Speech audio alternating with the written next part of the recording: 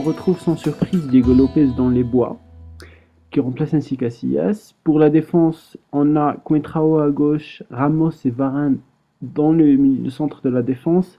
Et enfin Arbeloa sur le côté droit, remplaçant ainsi Carvajal qui était titulaire face à Copenhagen. Au milieu de terrain, c'est le duo Mudryk et Khedira qui sont là présents. Puis pour les postes avant, nous avons le trio classique Ronaldo, Di Maria, Isco qui revient en tant que meneur de jeu. Et enfin, nous retrouvons Benzema dans la pointe de l'attaque. Que peut-on dire sur cette formation? Tout d'abord, il faut noter le retour de Varane, titularisé encore cette fois par Ancelotti, lui donnant confiance et l'aidant à retrouver son jeu.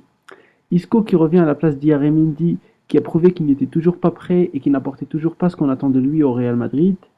Mais la question qui se pose concerne Coentrao, titularisé dans ce match, alors que Marcelo est présent, non blessé, et on sait très bien que Marcelo produit un jeu offensif et défensif bien meilleur que celui de son homologue portugais.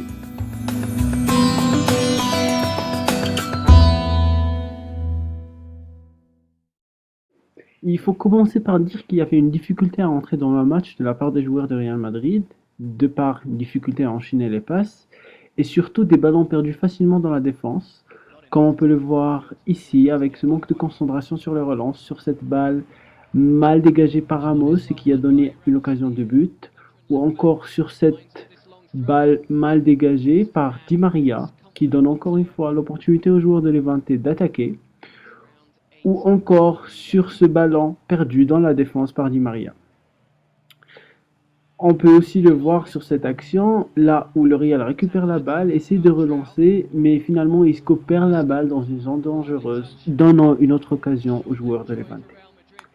L'un des autres points à remarquer sur ce match est Coentrao qui s'est avéré comme un mauvais choix d'Ancelotti. Lui qui avait Marcelo dans le banc de touche a opté pour le choix portugais. Et ce qu'on peut dire, c'est qu'il a déçu, notamment là, en retard sur la défense, obligeant Ramos à le sauver, ou encore sur cette main, pas sifflée par monsieur l'arbitre dans la 6e minute, ou enfin offensivement avec cette action gâchée. Enfin, on peut dire que les ballons n'arrivent pas en attaque pour ce qui est du Real Madrid, et la première occasion a tardé à apparaître, parce qu'on a dû attendre un quart d'heure pour la voir, et c'était sur corner, sur cette tête de Ramos. Au début de la deuxième période, rien ne change, le Real construit mal, comme cette balle perdue ici facilement, ou encore sur cette mauvaise relance de Ramos qui voit son centre vers Di Maria intercepté par un défenseur adverse. Et encore, Coentrao continue à jouer mal, on regarde ici sur cette mauvaise relance de la tête, et c'est sans surprise que le premier but de Levante va venir de ce côté droit où Coentrao est encore là en retard sur la défense. On voit ce joli centre et cette ouverture du score de Levante qui les met devant dans le... Et donc logiquement, Coentrao est remplacé par Marcelo. Le Brésilien n'hésite pas à s'illustrer sur cette passe à Isco qui a enchaîné avec une frappe.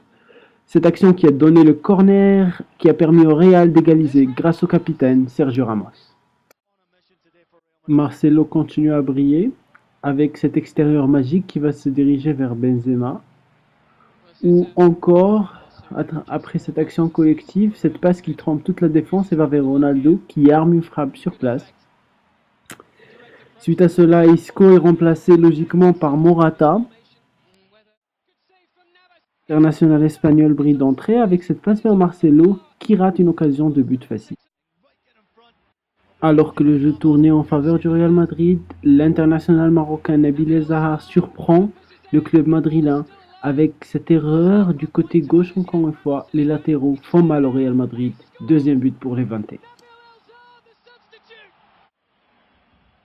La réponse du Real Madrid ne va pas tarder. Fraîchement rentré, Ressé se ferait un chemin au milieu de la défense de Levante. Une passe qui tombe chez Morata. Le dernier inscrit son deuxième but dans la Liga en 2 saisons et deuxième but contre le même club, Levante. Le Real Madrid a voulu croire et ils avaient raison. Di Maria passe à Morata, Morata à Mudryk, puis vers Ronaldo qui déclenche l'une de ses frappes qui finit avec beaucoup de chance dans les cages du gardien. 3-2 pour le Real Madrid, le match est plié.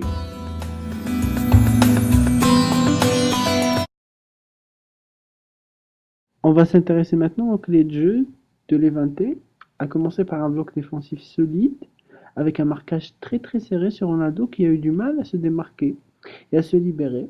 On peut aussi noter un jeu d'attaque sur les ailes et surtout sur Coentrao, faiblesse du bloc défensif des Madrilènes, ainsi qu'un jeu rapide et efficace, et enfin un pressing très haut sur le Real Madrid, d'où la récupération des ballons dans la surface des Madrilènes.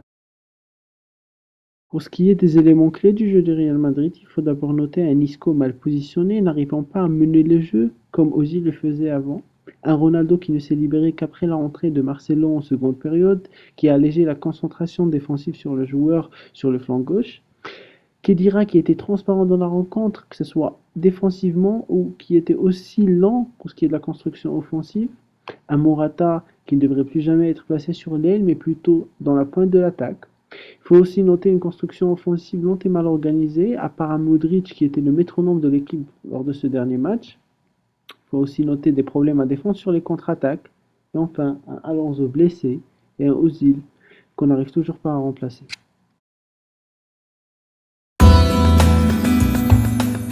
Pour ce premier focus joueur, nous allons nous intéresser au Français Karim Benzema. Auteur de 4 buts en 8 matchs toutes compétitions confondues, le Français reste sur le malheureux record de plus de 500 minutes sans avoir marqué un but avec le Real Madrid. Vivement critiqué, Benzema joue-t-il aussi mal? Footballoscope s'est intéressé à la performance du joueur. S'il marque pas, Benzema construit bien, et il l'a bien démontré dans ce match. Il a bien joué le rôle d'un Isco transparent au devant du Real Madrid. On le voit bien là, il sort pour récupérer la balle, comme dans cet exemple où il décale vers Coentrao pour un centre, ou encore ici, où il revient pour récupérer la balle de la tête, prend la balle et traverse le bloc défensif du milieu de terrain de Levante avec cette passe. On le voit encore ici après cette transversale de Modric, Benzema prend la balle, trouve Ronaldo avec une passe, et puis c'est à partir de cette occasion que le Real va se construire l'occasion la plus dangereuse de la première mi-temps. Ici, on le voit au début de la deuxième période, Benzema sort encore de l'attaque et joue les 1-2 en réussissant à construire une attaque.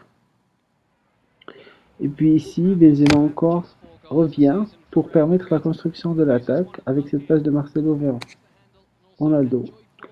Benzema réapparaît encore à la 64e minute avec cette récupération et ce décalage vers Di Maria qui a failli trouver le but. On revoit Benzema encore à la récupération. Là, il revient récupérer le ballon du milieu de terrain et donne le ballon à son équipe.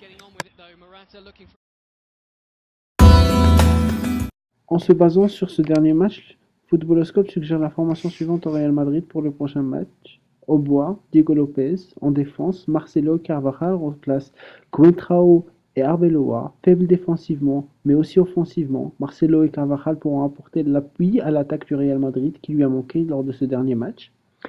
Pour le milieu de terrain, Footballoscope s'intéresse au cas Casemiro. Impressionnant lors de la pré-saison, il n'a jamais eu la confiance de son entraîneur lors des matchs officiels.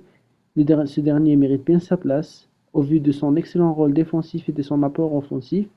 Avec Modric au milieu, à l'attaque on retrouve Ronaldo, Di Maria et la situation de Benzema en tant qu'avant-centre, derrière un Morata, très efficace face au but. Merci d'avoir regardé la vidéo, n'hésitez pas à vous abonner à la chaîne et à partager la vidéo, laissez des commentaires et des suggestions aussi. À la prochaine.